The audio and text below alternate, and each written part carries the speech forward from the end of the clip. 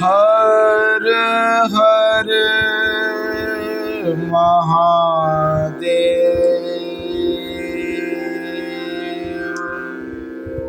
महादेव महादेव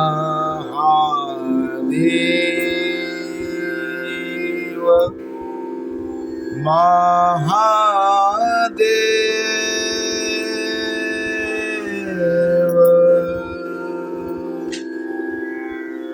हर हर महादेव देव हर हर महादेव।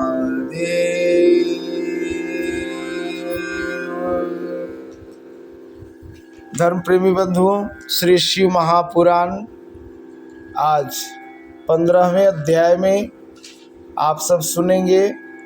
वरांगी के पुत्र तारकासुर की उत्पत्ति, तारकासुर की तपस्या एवं ब्रह्मा जी द्वारा उसे वर प्राप्ति, वरदान के प्रभाव से तीनों लोकों पर उसका अत्याचार।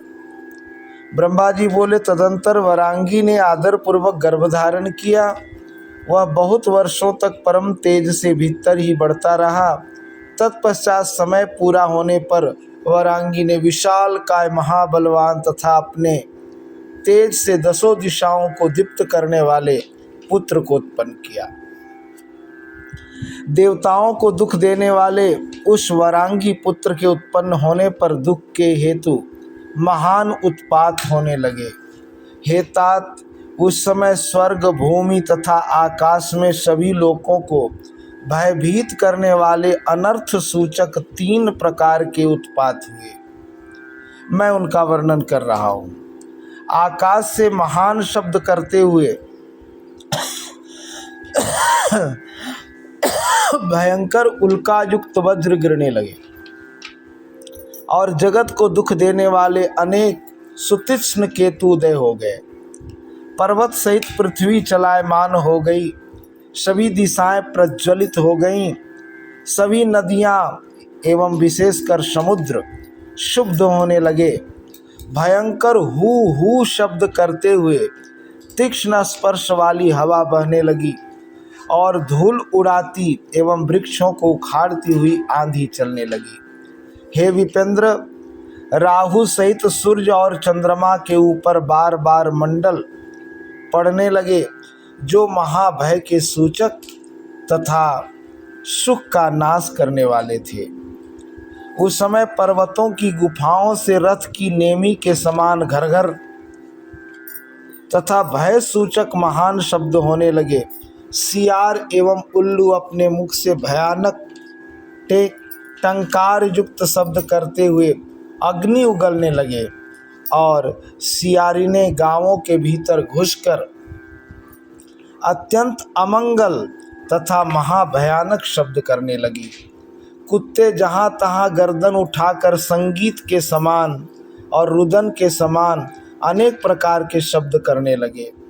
हे तात, गड्ढे रेखने के भयानक शब्द से मत्त होकर अपने खुरों से पृथ्वी को खोदते हुए झुंड के झुंड इधर उधर दौड़ने लगे। ये सारे मंगल सूचक हैं। सभी घोंसलों से पक्षी घोंसलों से उड़ने लगे। गधे भयभीत हो गए और व्याकुलचित होकर भयानक शब्द करने लगे। उन्हें कहीं भी शांति नहीं मिल रही थी। पशु ताड़ित हुए के समान अपने गोष्ठ में और अरण्य में भयभीत होकर बारंबार मलमूत्र का त्याग करने लगे और जहाँ तहाँ इधर से उधर भागने लगे। वे एक जगह ठहरते नहीं थे। गायें भय से आक्रांत हो उठीं, उनके स्तनों से रुधिर निकलने लगा, नेत्रों से अश्रुधारा प्रवाहित हो उठी और वे व्याकुल हो गई। बादल भी भय उत्पन्न करते हुए पीव की वर्षा करने लगे। देवताओं की प्रतिमाएं उछलकर रोने लगीं। बिना आंधी के वृक्ष गिरने लगे और आकाश में ग्रहों का युद्ध होने लगा। हे मुनि श्रेष्ठ, इस प्रकार अनेक उत्पात होने लगे। अज्ञानी लोग उस समय यह समझ बैठे कि विश्व प्रलय हो रहा है। तदंतर प्रजापति कश्यप ने विचार करके उस महातेजस्वी असुर का नाम तारक रखा। वह महावीर सहसा अपने पौरुष को प्रकट करता हुआ वज्रतुल्य शरीर से पर्वतराज के समान बढ़ने लगा। तत्पश्चात उस महाबली महापराक्रमी तथा मनस्वी तारक दैत्य ने तपस्या करने के लिए माता से आज्ञा मांगी। मायावियों को भी मोहित करने वाले उस महामायावी दैत्य ने अपनी माता से आज्ञा प्राप्त कर सभी देवताओं पर विजय प्राप्त करने के लिए अपने मन में तप करने का विचार किया। गुरु की आज्ञा का पालन करने वाला वह दैत्य मधुवन में जाकर ब्रह्मा जी को लक्ष्य करके विधि पूर्वक अत्यंत कठोर तपस्या करने लगा। उस दृढ़ व्रत दैत्य ने चित्त को स्थिर कर नेत्रों द्वारा सूर्य को देखते हुए अपनी भुजाओं को ऊपर उठाकर एक पैर पर खड़े होकर 100 वर्ष पर्यंत तपस्या की। तदंतर पैर के अंगूठे से भूमि को टेक कर दृढ़ चित्त वाले एवं ऐश्वर्यशाली महान असुर राज तारक ने उसी प्रकार 100 वर्ष तक तपस्या की। 100 वर्ष जल पीकर, 100 वर्ष वायु पीकर, 100 वर्ष जल में खड़ा रहकर और 100 वर्ष तक स्थंडिल पर रहकर उसने तपस्या की।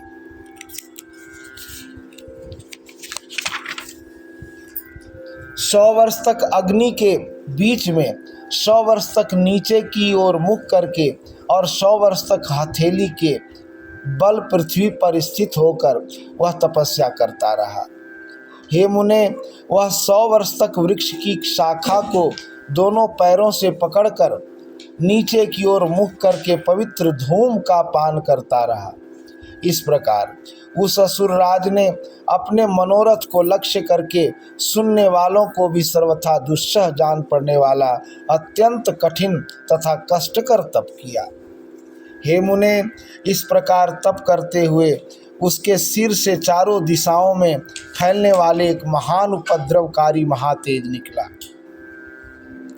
हे मुने, उस तेज से सभी देवलोक प्रायः जलने लगे और चारों ओर समस्त देवता तथा ऋषिगण बड़े दुखी हुए। उस समय देवराज इंद्र अधिक भयभीत हुए कि निश्चय ही इस समय कोई तप कर रहा है, वह मेरे पद को भी छीन लेगा। वह ऐश्वर्यशाली तो असमय में ही ब्रह्मांड का संहार कर डालेगा। इस प्रकार संदेह में पड़े हुए देवता लोग कुछ भी निश्चय नहीं कर पा रहे थे। तदंतर सभी देवता एवं ऋषि परस्पर विचार करके भयभीत एवं दीन होकर मेरे लोक में पहुँचे और मेरे सामने उपस्थित हुए। व्यथित चित्त वाले उन सभी ने प्रणाम कर मेरी स्तुति करके हाथ जोड़कर सारा वृत्तांत मुझसे कहा। मैं भी सद्बुद्धि से समस्त कारण जानकर जिस स्थान पर असुर तप कर रहा था उस स्थान पर उसे वर देने के लिए गया। हे मुने, मैंने उससे कहा, हे दैत्य, तुमने घोर तपस्या की है, अतः वर मांगो। मुझे कोई भी वस्तु तुम्हारे लिए अदेय नहीं है। तब मेरा वचन सुनकर उस महान असुर तारक ने मुझे प्रणाम करके तथा मेरी स्तुति कर अत्यंत कठिन वर मांगा। तारक बोला, हे पितामह, वर देने वाले आपके प्रसन्न हो जाने पर मेरे लिए क्या असाध्य हो सकता है। अतः मैं आपसे वर मांगता हूँ, उसे मुझसे सुनिए। हे देवेश, यदि आप मुझ पर प्रसन्न हैं और यदि मुझे वर देना चाहते हैं तो मेरे ऊपर कृपा करके मुझे 2 वर दीजिए। हे महाप्रभु, आपके बनाए हुए समस्त लोक में कोई भी पुरुष मेरे समान बलवान न हो और शिव जी के वीर से उत्पन्न हुआ पुत्र देवताओं का सेनापति बनकर जब मेरे ऊपर शस्त्र प्रहार करे तब मेरी मृत्यु हो। हे मुनीश्वर, जब उस दैत्य ने मुझसे इस प्रकार कहा तब मैं उसे उसी प्रकार वर देकर शीघ्रतापूर्वक अपने स्थान को चला गया। वह दैत्य भी मनोवांछित उत्तम वर प्राप्त कर अत्यंत प्रसन्न होकर शोणित नामक पुर को चला गया। उसके बाद दैत्य गुरु शुक्राचार्य ने मेरी आज्ञा से असुरों के साथ जाकर त्रिलोकी के राज्य पर उस महान असुर का अभिषेक किया।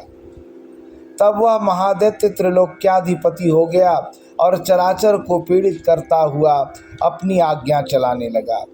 इस प्रकार वह तारक विधि पूर्वक त्रैलोक्य का राज्य करने लगा और देवता आदि को पीड़ा पहुंचाता हुआ प्रजा पालन करने लगा।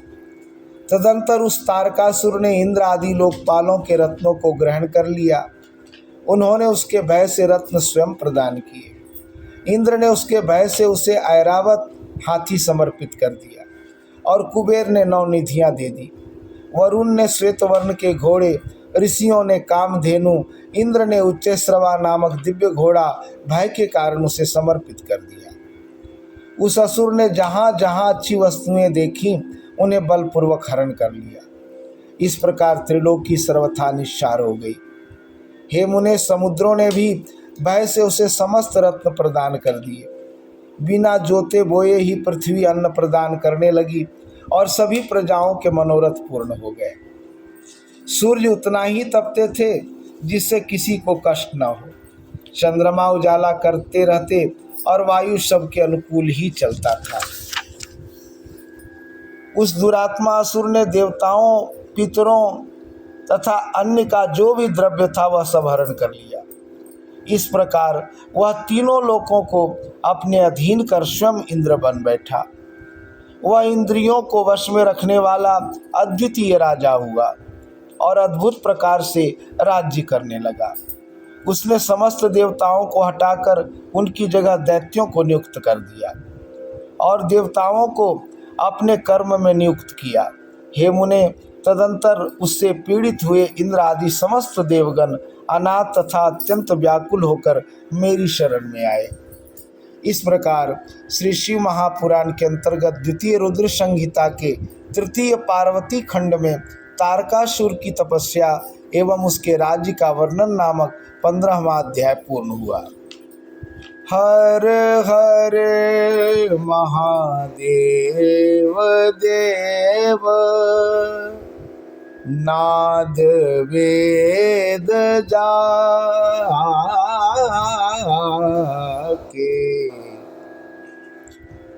तो ये था 15वां अध्याय और कल आप सब 16वें अध्याय में तारकासुर से उत्पीड़ित देवताओं को ब्रह्मा जी द्वारा सांत्वना प्रदान करने की कथा सुनेंगे।